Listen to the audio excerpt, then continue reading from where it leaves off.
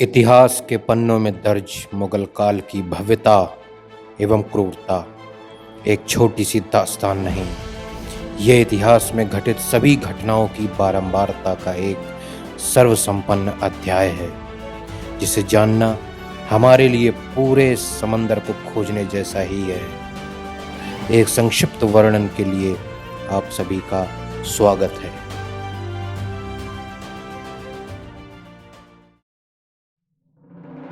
तैमूर ने मध्य एशिया के क्षेत्र में एक विशाल साम्राज्य का निर्माण 14वीं सदी में किया था, किंतु उसकी मृत्यु के पश्चात उसका साम्राज्य विघटित हो गया एवं उसमें अनेक छोटी छोटी शक्तियों का उदय हुआ। तैमूर वंशजों में बाबर भी एक था, जो मुगल साम्राज्य का संस्थापक बना। बाबर का पैतृक राज्य फरगना था। मध्य एशिया के उज्बेक शासकों ने लंबे संघर्ष के बाद बाबर को फरगना से निकाल दिया। बाबर ने सन 1504 ईस्वी में काबुल का राज्य जीत लिया और कुछ समय बाद कांधार और समरकंद की विजय में भी सफल हुआ। हालांकि ये दोनों ही विजय क्षणिक सिद्ध हुई। तत्पश्चात बाबर ने दक्षिण पूर्व की ओर अर्थात भारत की ओर अपना ध्यान आकर्षित किया। बाबर का काल 1526 ईस्वी से लेकर 1530 ईस्वी तक ही रहा। भारत में मुगल सत्ता का संस्थापक बाबर था। बाबर का वास्तविक नाम जहीरुद्दीन मोहम्मद था। तुर्की भाषा में बाबर का अर्थ बाघ होता है, अतः जहीरुद्दीन मोहम्मद अपने पराक्रम एवं निर्भीकता के कारण बाबर कहलाया। बाद में उसका यही नाम प्रचलित हो गया। बाबर के पिता तैमूर वंशज और माता मंगोल वंशज थी। इस प्रकार उसमें तुर्कों एवं मंगोलों दोनों के रक्त का मिश्रण था। बाबर का जन्म 14 फरवरी 1483 ईस्वी को फरगना के एक छोटे से राज्य में हुआ था, जो अब उज्बेकिस्तान में है। बाबर ने जिस नवीन वंश की नींव डाली वो तुर्की नस्ल का चगताई वंश था, जिसका नाम चंगेज खां के द्वितीय पुत्र के नाम पर पड़ा, लेकिन आमतौर पर उसे मुगल वंश पुकारा गया। बाबर अपने पिता की मृत्यु के बाद 11 वर्ष की अल्पायु में ही सन 1494 ईस्वी में फरगना की गद्दी पर बैठा। बाबर ने अपने फरगना के शासनकाल में 1501 ईस्वी में समरकंद पर अधिकार किया, जो मात्र 8 महीने तक ही उसके कब्जे में रहा। सन 1504 ईस्वी में काबुल विजय के उपरांत बाबर का काबुल और गजनी पर अधिकार हो गया। सन 1504 ईस्वी में बाबर ने पादशाह अर्थात बादशाह की उपाधि धारण की। बादशाह की उपाधि धारण करने से पूर्व बाबर मिर्जा की पैतृक उपाधि धारण करता था। बाबर का भारत पर आक्रमण मध्य एशिया में शक्तिशाली उज़्बेकों से बार बार पराजय, शक्तिशाली सफवी तथा उस्मानी वंश के भय का प्रतिफल था। बाबर की भारत विजय की आकांक्षा का एक कारण यह भी था कि काबुल से बहुत मामूली आमदनी होती थी, जिससे सेना की जरूरतें पूरी नहीं होती थी। इसीलिए धन की लालसा के कारण उसने भारत का रुख किया। बाबर के भारत पर आक्रमण का एक अन्य कारण भारत में अवसर की उपलब्धता भी था। बाबर के आक्रमण से पूर्व भारत परस्पर प्रतिद्वंदिता रखने वाले अनेक राज्यों में विभक्त था। देश में कोई सार्वभौमिक सत्ता नहीं थी। प्रभुत्व के लिए संघर्ष चल रहा था। भारत किसी शत्रु का, जो कि अपने लिए साम्राज्य बनाने का साहस और महत्वाकांक्षा रखता हो, संगठित रूप से सामना करने की स्थिति में नहीं था। बाबर का भारत के विरुद्ध किया गया प्रथम अभियान सन 1518 से सन 1519 ईस्वी में यूसुफ जई जाति के विरुद्ध था। इस अभियान में बाबर ने बाजौर और भेरा को अपने अधिकार में किया।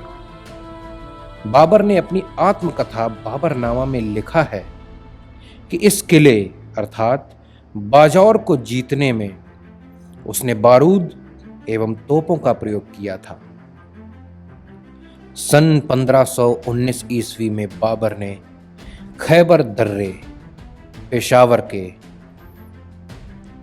पार किया, किंतु बाबर जल्द ही पेशावर से वापस लौट गया। सन 1520 में बाबर ने बाजौर और भेरा को पुनः जीता, साथ ही सियालकोट और सैयदपुर को भी अपने अधिकार में कर लिया। सन 1524 ईस्वी में बाबर के पेशावर अभियान के समय बाबर को इब्राहिम लोदी व दौलत खान के मध्य मतभेद की खबर मिली, जिसके कारण दौलत खां को उस समय, जो कि पंजाब का गवर्नर था, ने पुत्र दिलावर खां को बाबर के पास भेजा।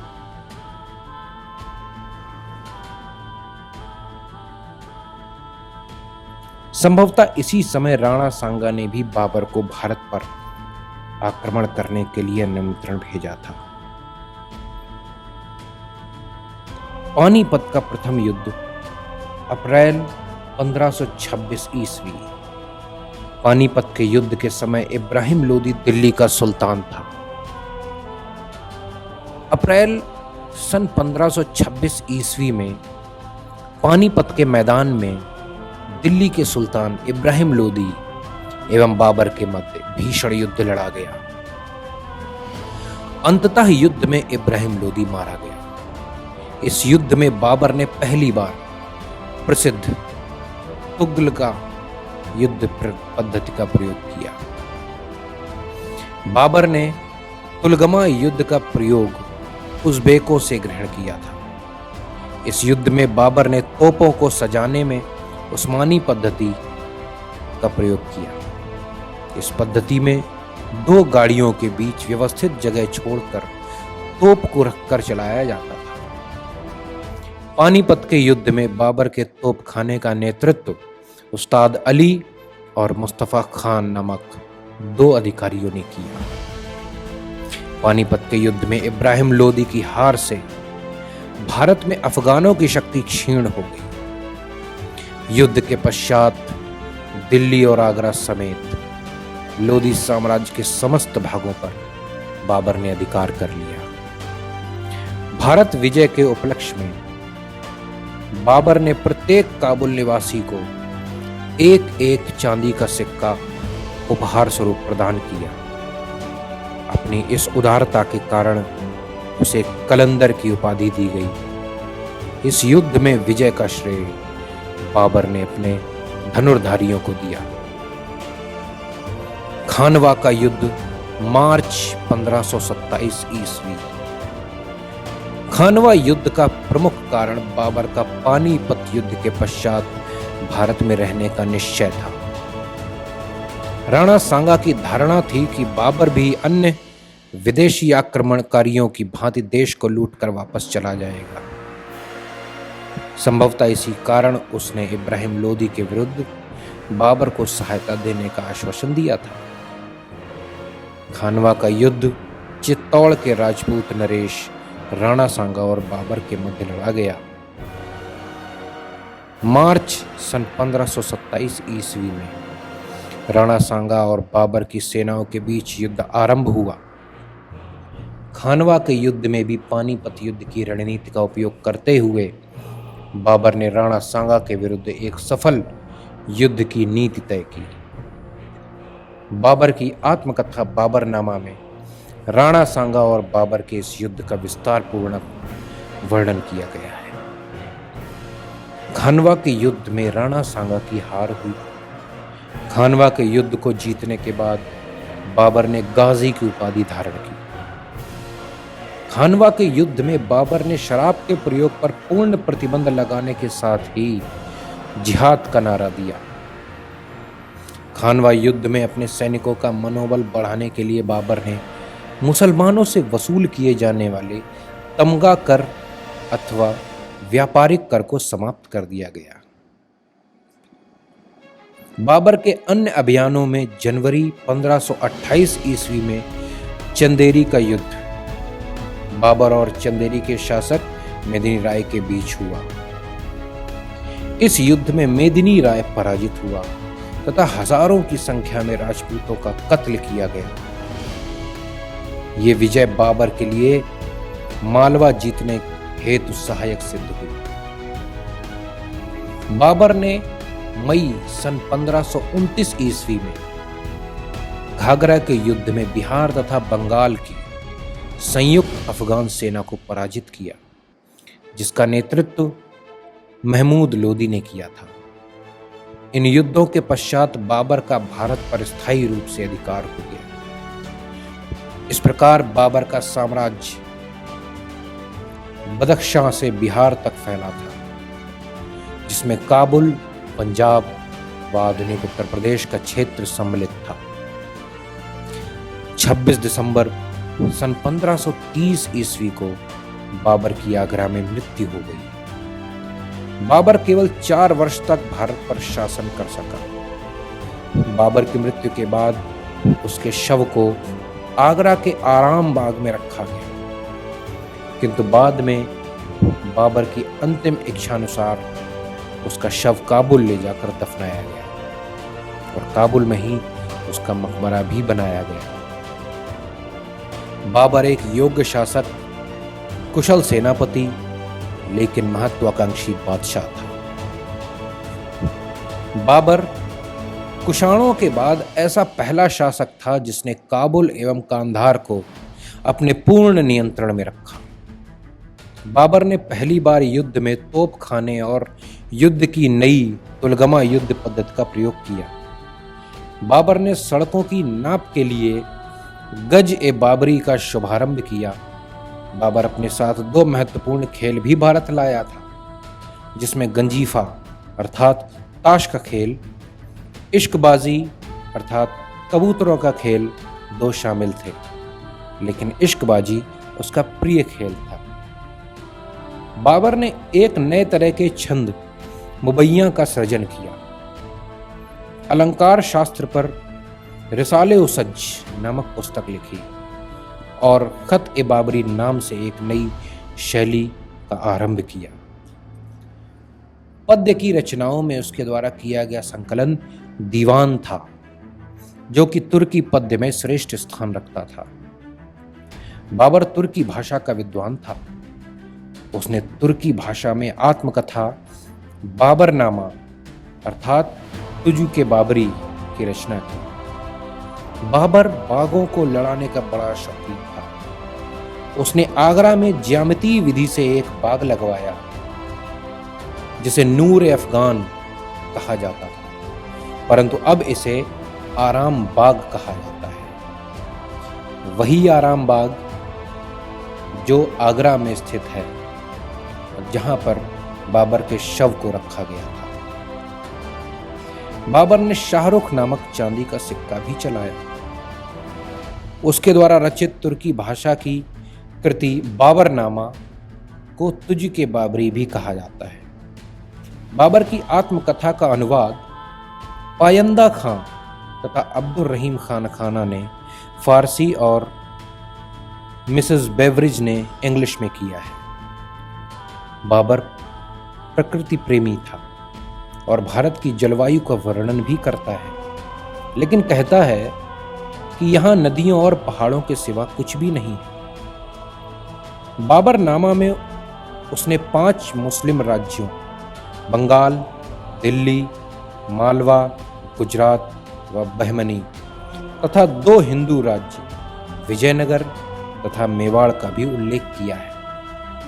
अपनी किताब में बाबर ने विजयनगर के शासक कृष्णदेव राय को उस समय के भारत का सबसे शक्तिशाली शासक बताया। वो लिखता है कि कि भारत के लोग खूबसूरत नहीं हैं। यहाँ अक्लमंदी और प्रतिभा दुर्लभ है। कला और दस्तकारी पिछड़ी हुई है। संभवतः बाबर की यह राय समाज के पिछड़े वर्ग के बारे में ही है। इसको पूरे हिंदुस्तानी समाज पर लागू करना तर्कसंगत कतई नहीं है। बाबर ने लिखा कि हिंदुस्तान बहुत बड़ा देश है और यहाँ सोने चांदी की अथाह संपत्ति है। उसने ये भी लिखा कि भारतीय मरना जानते हैं लेकिन लड़ना नहीं। हुमायूं का जीवन काल 1530 ईस्वी से लेकर 1540 एवं पुनः 1555 ईस्वी से लेकर 1556 ईस्वी तक रहा। हुमायूं बाबर का पुत्र। हुमायूं का जन्म माहम बेगम बाबर की पत्नी के गर्भ से 6 मार्च सन 1508 ईस्वी को काबुल में हुआ था। बाबर के चारों पुत्रों हुमायूं, कामरान, अस्करी और हिंदाल में हुमायूं सबसे बड़ा था। बाबर ने अपनी मृत्यु से पूर्व अपने चारों पुत्रों में से हुमायूं को अपना उत्तराधिकारी नियुक्त किया था। हुमायूं ने 12 वर्ष की आयु में बदख्शां का सूबेदार बनना स्वीकार किया था।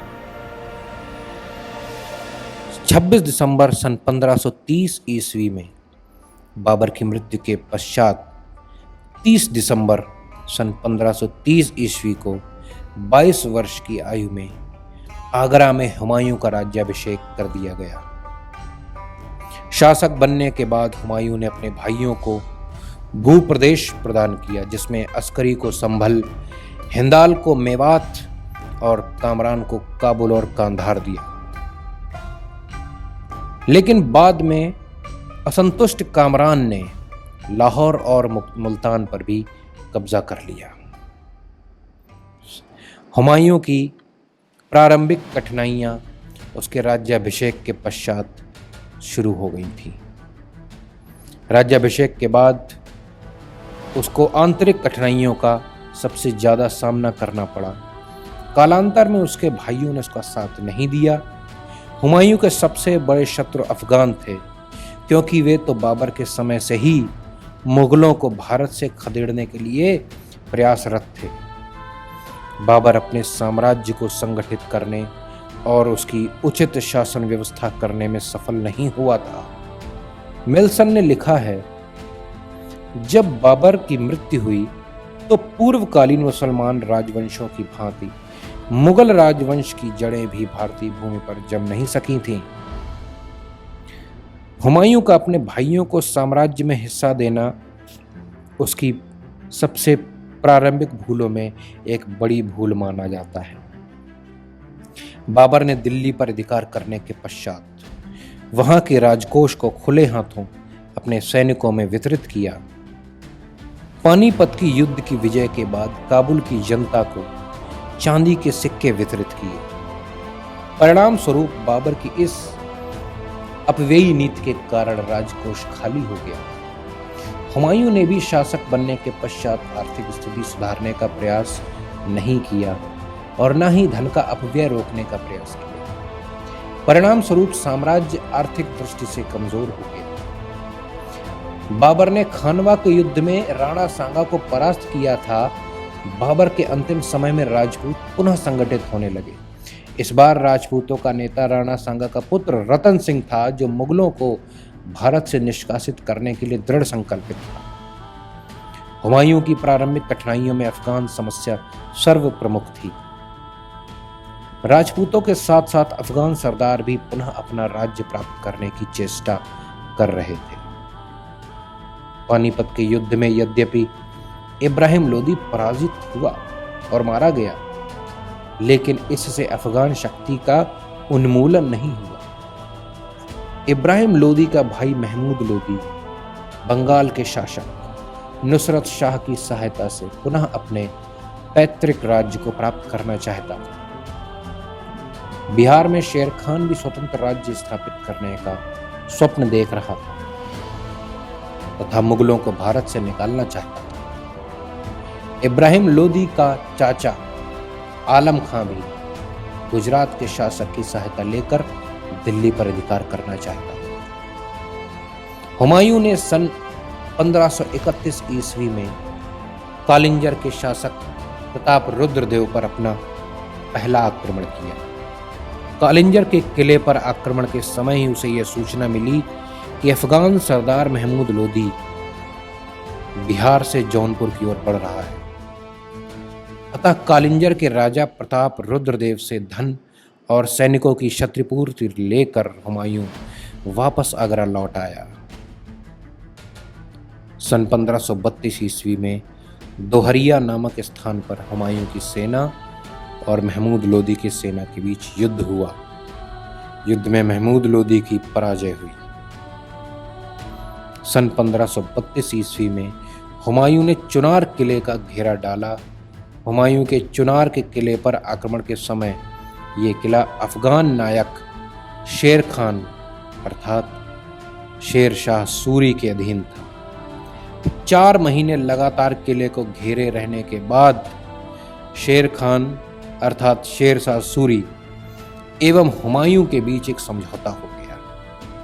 समझौते के तहत शेर खान ने अपने पुत्र कुतुब खान को एक अफगान सैनिक टुकड़ी के साथ हुमायूं की सेना में भेजना स्वीकार कर लिया था तथा बदले में चुनार का किला शेर खान के अधिकार में छोड़ दिया गया।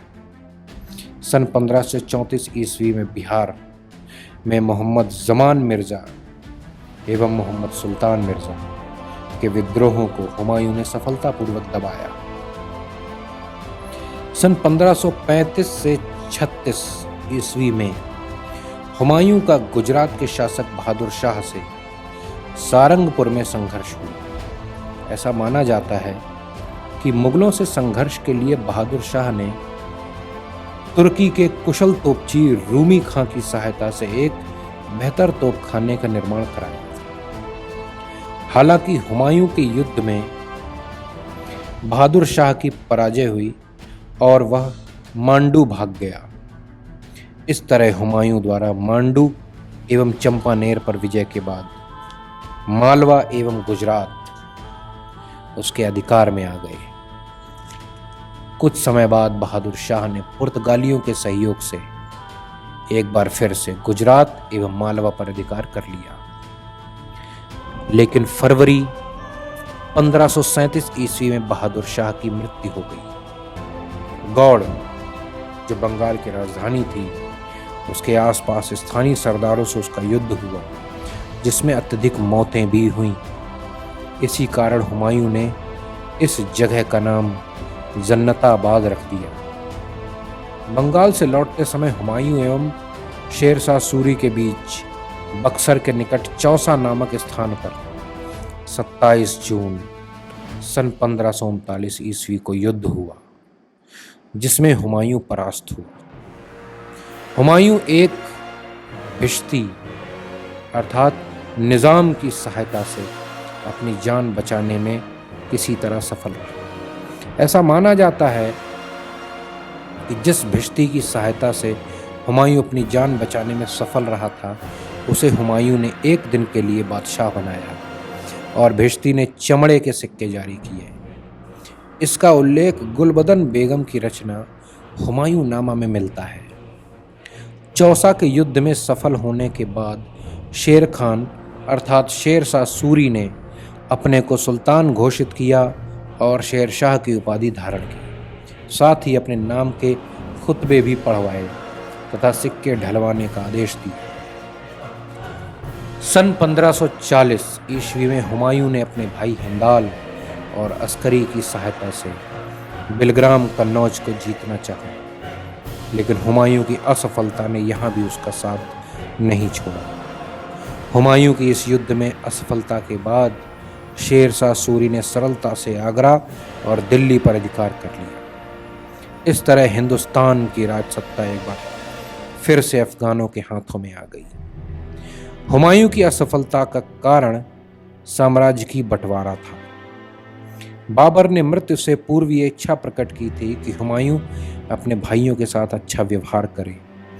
हुमायूं ने बाबर की इच्छा को मानते हुए साम्राज्य को अपने भाइयों में समान अनुपात में विभाजित कर दिया, जबकि उस समय आवश्यकता संपूर्ण साम्राज्य को एक सूत्र में पिरोने की थी, न कि उसके विभाजन की। इससे साम्राज्य की शक्ति पर आघात हुआ। इसके अतिरिक्त हुमायूं के भाई अब दिल्ली के सिंहासन पर अधिकार करने की आकांक्षा रखने लगे तथा अनेक बार उन्होंने विद्रोह किया। संकट के समय हुमायूं के किसी भी भाई ने उसका साथ नहीं दिया। परिणाम स्वरूप विद्रोहियों को हुमायूं के विरुद्ध सफलता मिली। हुमायूं ने शेरशाह की निरंतर बढ़ती शक्ति की भी उपेक्षा की थी। उसका मानना था कि वो जब चाहेगा आसानी से शेरशाह को परास्त कर देगा, और यही सोचना हुमायूं की सबसे बड़ी भूल थी। सन 1532 ईस्वी में चुनार के घेरे में हुमायूं शेरशाह से संधि के बाद उस सुनहरे मौके का फायदा उठाकर उसकी शक्ति को छीन कर देता तो शायद आगे इस समस्या का समाधान न करना पड़ता। आगरा और दिल्ली पर शेरशाह का अधिकार हो जाने के बाद हुमायूं सिंध होता हुआ ईरान के शाह के पास चला गया। अपने निर्वासित जीवन के दौरान ही हुमायूं ने मीर अली अकबर की पुत्री हमीदा बानो बेगम से सन 1541 ईस्वी में निकाह किया। कालांतर में अमरकोट के शासक के पास शरण लेने के दौरान हमीदा बानो ने सन 1542 ईस्वी में मुगल राजवंश के महान सम्राट अकबर को जन्म दिया। निर्वासन के दौरान हुमायूं काबुल में ही रहा। हुमायूं ने पुनः सन 1545 ईस्वी में ईरान के शासक की सहायता से कांधार एवं काबुल पर अधिकार कर लिया। 1553 ईस्वी में शेरशाह के उत्तराधिकारी इस्लाम शाह की मृत्यु के बाद अफगान साम्राज्य विघटित होने लगा, और ऐसी स्थिति में हुमायूं को पुनः अपने राज्य प्राप्ति का अवसर मिला। 1554 ईस्वी में हुमायूं अपनी सेना के साथ पेशावर पहुंचा। 1555 ईस्वी में उसने लाहौर पर कब्जा किया और 1555 ईस्वी में लुधियाना से लगभग 19 मील पूर्व सतलज नदी के किनारे मच्छीवाड़ा स्थान पर हुमायूं एवं अफगान सरदार हैबत खान एवं तातार खां के बीच संघर्ष हुआ। संघर्ष का परिणाम हुमायूं के पक्ष में रहा और इस तरह संपूर्ण पंजाब मुगलों के अधिकार में आ गया। सन 1555 ईस्वी में अफगान सेना और मुगल सेना के बीच सरहिंद का युद्ध हुआ। अफगान सेना का नेतृत्व सुल्तान सिकंदर शाह सूर एवं मुगल सेना का नेतृत्व बैरम खान ने किया। इस युद्ध में अफगानों की पराजय हुई। सरहिंद विजय के बाद सन 1555 ईस्वी में एक बार पुनः दिल्ली के तख्त पर हुमायूं को बैठने का सौभाग्य मिला। हुमायूं के दूसरी बार बादशाह बनने के एक साल बाद जनवरी सन 1556 ईस्वी में दीन पनाह के पुस्तकालय की सीढ़ियों से गिरने के कारण उसकी मृत्यु हो गई। हुमायूं की कब्र ईरानी संस्कृति से प्रभावित है, जिसका वास्तुकार मिर्जा गयास बेग था। ये उसकी पत्नी हमीदा बानो बेगम की हुमायूं को अमूल्य भेंट थी। ये मकबरा दिल्ली में स्थित है। राज्याभिषेक से लेकर हुमायूं अपनी मृत्यु के समय तक संघर्षों में ही अपना जीवन व्यतीत करता रहा। इसी कारण हुमायूं की मृत्यु के बाद इतिहासकार लेन पूल ने कहा कि हुमायूं जीवन भर लड़खड़ाता रहा और लड़खड़ाते हुए ही मर गया। ऐसा माना जाता है कि हुमायूं ज्योतिष में अत्यधिक विश्वास रखता था, इसीलिए उसने सप्ताह के 7 दिन 7 रंग के कपड़े पहनने के नियम बनाए। वो मुख्यतः रविवार को पीला रंग, शनिवार को काला रंग एवं सोमवार को सफेद रंग के कपड़े पहनता था।